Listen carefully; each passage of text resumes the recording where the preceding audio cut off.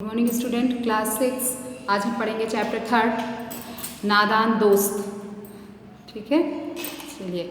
नादान दोस्त, इसमें जो है केशव और श्यामा नाम के दो बच्चे रहते हैं और वो किस तरह नादानी करते हैं पक्षी के साथ। इस पार्ट में मुंशी प्रेमचंद जी ने आपको ये चीज़ बताई है कि जिस तरह आप गर्मी की छुट्टी में जब बहुत दोपहर में जब दोपहर हो जाती है तो आप भी कुछ कुछ बदमाशियाँ करते रहते हैं। उसी प्रकार केशव और श्यामा दोनों भाई बहन हैं, वो भी गर्मी की छुट्टियाँ हैं, माँ सो गई है, दोपहर का वक्त है, माँ जो है बच्चों के प्रश्नों का जवाब नहीं देती है। तो एक चिड़िया के जो बच्चे हैं, चिड़िया जो है अंडे देती है और उन अंडों के साथ वो क्या करते हैं इस चैप्टर में आपको बताया जा रहा है। ये बचपन की उनकी नादानी है और उस पर ये पाठ है। चलिए आज हम उसके बारे में जानकारी हासिल करते हैं। चलिए, फर्स्ट लाइन है आपकी।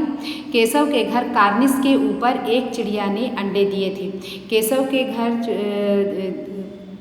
के घर में छज्जे के ऊपर एक चिड़िया ने अंडे दिए थे। केशव और उसकी बहन श्यामा दोनों बड़े ध्यान से चिड़िया को वहाँ आते जाते देखा करते थे। केशव और श्यामा जो है उस चिड़िया को वहाँ आते जाते देखा करते थे। सवेरे दोनों आंखें मलते कार्निस के सामने पहुँच जाते और चिड़ा और चिड़िया दोनों को वहाँ बैठा पाते। उनको देखने में दोनों बच्चों को ना मालूम क्या मज़ा मिलता, दूध और जलेबी की सुध भी ना रहती थी। दोनों को उन बच्चों को वो देखने में बड़ा मज़ा आता था कि चिड़ी और चिड़ा जो है यहाँ पर आते हैं और रोज़ आते हैं। ये देखने में उन्हें इतना मज़ा आता था कि उन्हें दूध और जलेबी की भी सुध नहीं रहती थी। दोनों के दिल में तरह तरह के सवाल उठते थे। अंडे कितने बड़े होंगे, किस रंग के होंगे, कितने होंगे, क्या खाते होंगे, उनमें से बच्चे किस तरह निकल आएंगे, बच्चों के पर कैसे निकलेंगे, घोंसला कैसा है। लेकिन इन बातों का जवाब देने वाला कोई नहीं था। ना अम्मा को घर के काम धंधों से फुर्सत थी, ना बाबूजी को पढ़ने लिखने से। दोनों बच्चे आपस ही में सवाल जवाब करके अपने दिल को तसल्ली दे दिया करते थे।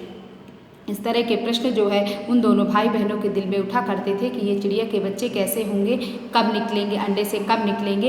इस प्रकार के सवाल जो है उनके मन में चलते रहते थे।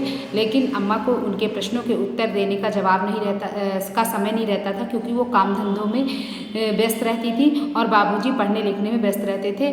उनके प्रश्नों का जवाब कोई देने वाला नहीं था। श्यामा कहती, क्यों भैया, बच्चे निकलकर फुर्र से उड़ जाएंगे।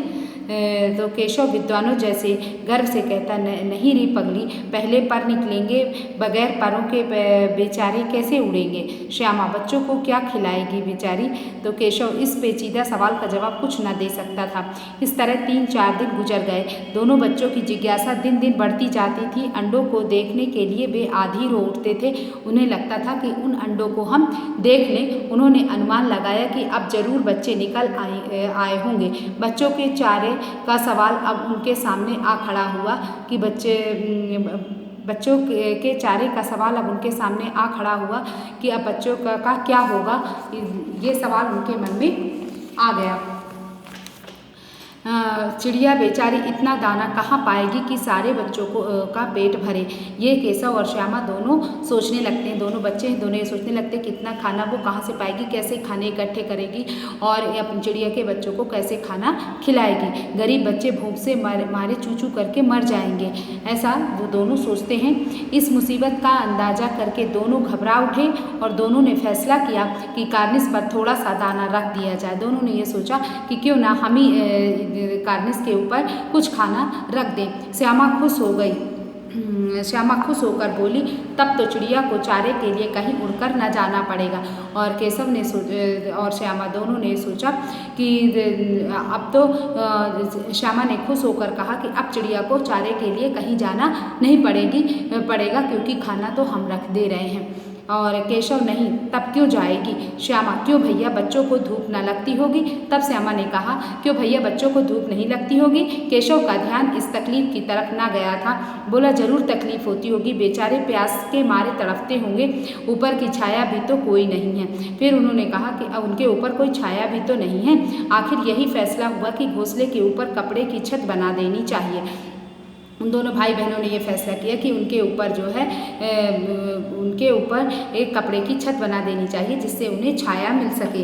पानी की प्याली और थोड़े से चावल रख देने का प्रस्ताव भी स्वीकृत हो गया और दोनों ने ये भी कहा कि हम प्याली में उन्हें पानी रख देंगे और थोड़े से चावल रख देंगे जिससे वो खा लेगी और जब उसे भूख लगेगी तो वो खा लेगी और जब उसे प्यास लगेगी तो प्याली में पानी रख देंगे तो वो पानी भी पी लेंगे। ऐसा तीनों ने निर्णय लिया। दोनों बच्चे बड़े चाव से काम करने लग गए। श्यामा माँ की आंख बचाकर मटके से चावल निकाल लाई। केशव ने पत्थर की प्याली का तेल चुपके से जमीन पर गिरा दिया और उसे खूब साफ करके उसमें पानी भरा। अब चांदनी के लिए कपड़ा कहाँ से आए? फिर ऊपर बगैर छड़ियों के कपड़ा ठहरेगा कैसे और छड़ियाँ खड़ी होंगी कैसे? केशव बड़ी देर तक इसी उधेड़-बुन में रहा। आखिरकार उसने यह मुश्किल भी हल कर दी। श्यामा से बोला, जाकर कूड़ा फेंकने वाली टोकरी उठा लाओ। अम्मा जी को मत दिखाना। श्यामा वह तो बीच से फटी हुई है। श्यामा कहती है वह तो बीच से फटी हुई है, उसमें से धूप न जाएगी। तो केशव ने झुझला कर कहा, तू टोकरी तो ला, मैं उसका सुराग बंद करने की कोई हिकमत निकालूंगा, कोई ना कोई तरीका मैं जरूर निकालूंगा। श्यामा दौड़कर टोकरी उठा लाई। केशव ने उसके सुराख में थोड़ा सा कागज ठूस दिया और तब टोकरी को एक टहनी से टिका कर बोला, ऐसे ही घोंसले पर उसकी आड़ कर दूंगा तब कैसे धूप जाएगी। श्यामा ने दिल में सोचा, भैया कितने चालाक हैं, है ना। अब गर्मी के दिन थे। वो समय कौन सा था? गर्मी का समय था। बाबूजी दफ्तर गए हुए थे। अम्मा दोनों बच्चों को कमरे में सुलाकर खुद सो गई थी, लेकिन बच्चों की आंखों में आज नींद कहाँ थी। अम्मा जी को बहलाने के लिए दोनों दम रोके आंख बंद किए मौके का इंतजार कर रहे थे। जिस तरह आप जब कोई शरारत सूझती है तो लगता है कि गर्मी के दिन कितने बड़े हैं, चलो कुछ तो करना है, तो माँ की आंख को बचाकर आप लोग भी ऐसा करते होंगे कि आंख बंद करके सो गए। उसी तरह इन बच्चों ने भी आंख बंद करके सो गए और माँ को पता भी नहीं चला कि बच्चे सोए हुए नहीं हैं। दोनों चुपके से, जब माँ सो गई तो दोनों बच्चे चुपके से उठे और बहुत धीरे से दरवाजे की सिटकनी खोलकर बाहर निकल आए। अंडों की हिफाजत की तैयारियां होने लगी। केशव कमरे से एक स्टूल उठा लाया, लेकिन जब उससे काम न चला तो नहाने की चौकी लाकर स्टूल के नीचे रखी और डरते डरते स्टूल पर चढ़ा।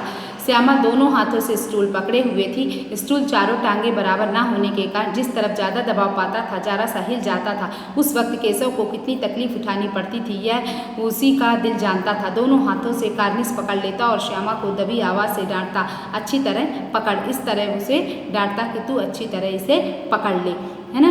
इस तरह आज हमने जाना कि किस तरह जो है केशव और श्यामा दोनों भाई बहन हैं। चिड़िया को कार्निस पर आते हुए देख उन्होंने 2 अंडे दिए थे।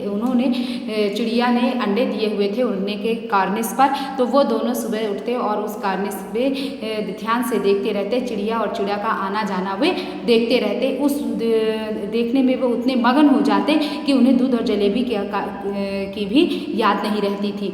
एक दिन की बात है, उन्हें लगा गर्मी के दिन थे, बाबूजी दफ्तर गए हुए थे और अम्मा सो रही थी।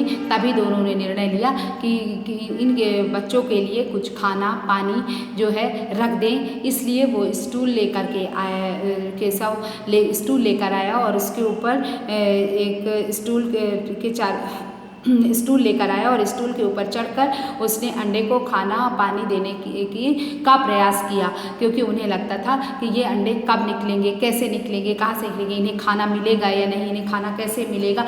तो इन्होंने निर्णय लिया कि क्यों ना हम ही इस पे खाना इन अंडों को दे दें और इन अंडों को जो है छाया बना दें। और इसके लिए केशव ने श्यामा से कहा कि तुम एक टोकरी लेकर आओ। तो श्यामा ने कहा टोकरी में छेद है। तब केशव ने कहा तो उठा के तो ला, मैं उसके सुराख को बंद कर दूंगा। और इस प्रकार दोनों जो बच्चे जो है कोशिश करते हैं कि अंडों को खाना पानी देने की, जिससे कि उन चिड़िया के जो बच्चे हैं उन्हें भोजन और पानी मिल सके। ठीक है, इतना समझ में आया? आगे कल पढ़ेंगे।